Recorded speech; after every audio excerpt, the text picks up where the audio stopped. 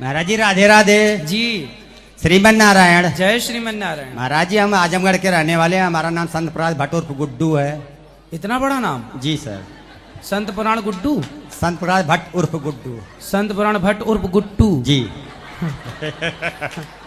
अच्छा नाम है। तो आपकी पत्नी इतना बड़ा नाम याद रख लेती हैं?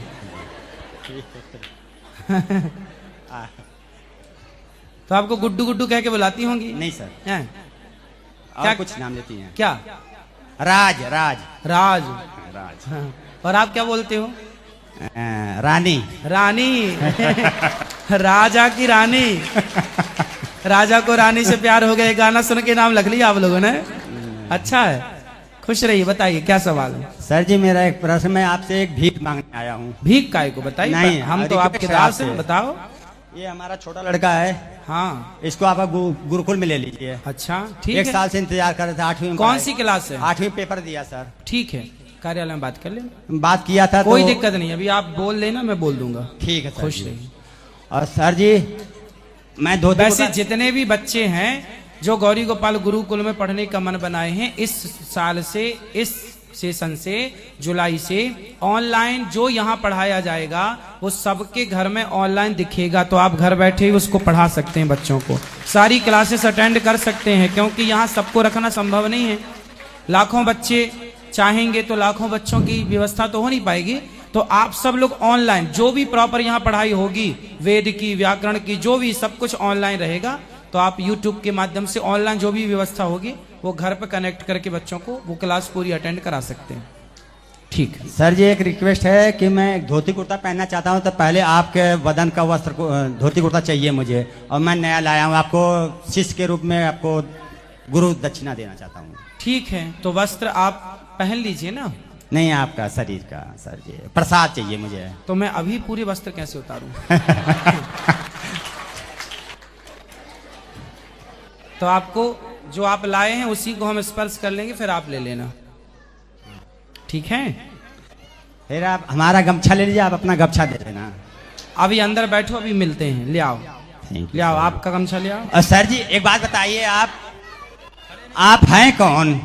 आपके दास? नहीं, हमारे दास नहीं है ना, भगवान के दास हैं। आप खुद भगवान हैं प्रभु जी। हम भगवान के दास हैं। नहीं नहीं, भगवान हैं आप इस कल की अवतार में, कल की अवतार लेने आप ही आएंगे। और आप भक्तों का चयन कर रहे हैं प्रभु जी। क्योंकि जब राम जी आए थे तो उस समय जनता भगवान को राम नहीं समझ रही थी। और द्वापर में कृष्ण जी आए थे तो उनको सब दास, छलिया और क्या नाम, ग्वाला समझ रहे थे। उस समय जनता भगवान नहीं समझ रही थी। उसी तरह से आप लोग आपको सब गुरु समझ रहे हैं और आप हैं भगवान। यही आप चयन करके आप कल की अवतार लेके आएंगे, सारे भक्तों को लेकर आएंगे प्रभु जी। आप भगवान है, यस न बोलिए, आप हैं कि नहीं है? दास भगवान नहीं, दास नहीं, दास तो हम लोग हैं। दास में भूया, आपके चरणों की धूल तो हम लोग हैं प्रभु जी। भगवान के दास। इतना ज्ञानी, इतना हर बात का जवाब देना, इतना सब कुछ हर किसी के बस का नहीं। विट्ठल नाथ जी जो तिलक लगाते हैं ना अपने माथे पर, जी सर। तो विट्ठल नाथ जी जो काला तिलक लगाते हैं, वो काला तिलक क्या है? तो विट्ठल नाथ जी एक दिन रो रहे थे। तो उनके पुजारी भक्त ने पूछा कि आप क्यों रो रहे हैं? तो विट्ठल नाथ जी बोले कि मेरे इतने सारे भक्त आते हैं और वो बेचारे घंटों तक मेरे दर्शन के लिए लाइन में लगे रहते हैं। और कई बार तो पट बंद होने के कारण रात्रि भर बैठे रहते हैं। तो मैं रो रहा हूं कि वो मेरे इंतजार में मेरे भक्त कितना परेशान होते हैं। तो एक काम करो कि मैं उनके ऋण से कैसे मुक्त हूं। तो उन्होंने कहा, पुजारी जी ने, कि आप बताइए कैसे मुक्त होंगे? बोले, मैं भक्तों के ऋण से मुक्त नहीं होना चाहता, लेकिन मैं भक्तों की प्रसादी चाहता हूँ। क्या प्रसादी चाहते हैं? बोले, जहां भक्त हमारे दर्शन के लिए खड़े होते हैं तो वहां की धूली उठाइए, चरण रज भक्तों की उठाइए और वो मेरे माथे पर लगाइए। तो विट्ठल नाथ जी के माथे पर जो तिलक काला लगता है वो भक्तों की चरण धूली झाड़ू लगा के और वो चरण रज साफ छन्नी से छान के रज को निकाल के और वो भगवान के माथे पर लगाया जाता है। तो भगवान देखिए भक्तों से इतना प्यार करते हैं। तो ये दास भी आप सबके चरण धूली ही है। भगवान चरण धूली की महिमा प्रकट कर रहे हैं। ऐसे ये दास अनिरुद्ध आप सबके भक्तों की चरण धूली है। प्रभु जी हमारा एक बालक है, इसको जरा समझा दे, बहुत गुस्सा करता है। ये कराओ बात। बहुत क्रोध करता है, दोनों भाई भाई लड़ते रहते हैं। गुरुजी राधे राधे। जी जी, क्या नाम है आपका? शिवम। शिवम, काहे लड़ते हो भैया? किससे लड़ते हो?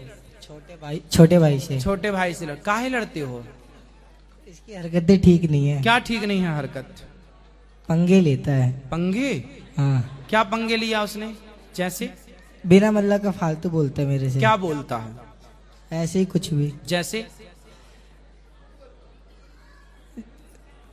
उल्टे सीधे बोलता है गुरुजी। कुछ तो बोल के बताओ, क्या बोलता है? क्या चलो चलो ऐसे है? चलो, ये बोलने की तमीज नहीं है, ऐसे बोलता है। क्यों छोटू? गुरुजी राधे राधे। तुम ही 8वीं पास किए हो? यस। अरे तुम भाई से पंगा ले रहे हो और अब बोल रहे हम गौरी गोपाल पढ़ेंगे। यहाँ तो हमसे पंगा लोगे फिर? नहीं पर हम तुम्हारे पंगे कैसे झेल पाएंगे बेचारे? हम नहीं, तो हम सीधे नहीं- साधे आदमी। तुम्हारा नहीं भाई कह रहा पंगे लेता है, तुम हमें परेशान करोगे फिर? नहीं करेंगे। अच्छा ये बताओ कि क्यों भाई को परेशान करते हो?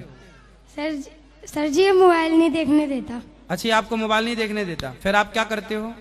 कुछ नहीं, मारता हूँ इसे। अरे वो आपसे बड़ा है तो मार देते हो? तो आप जीत जाते हो नहीं। कि ये नहीं मारता आपको?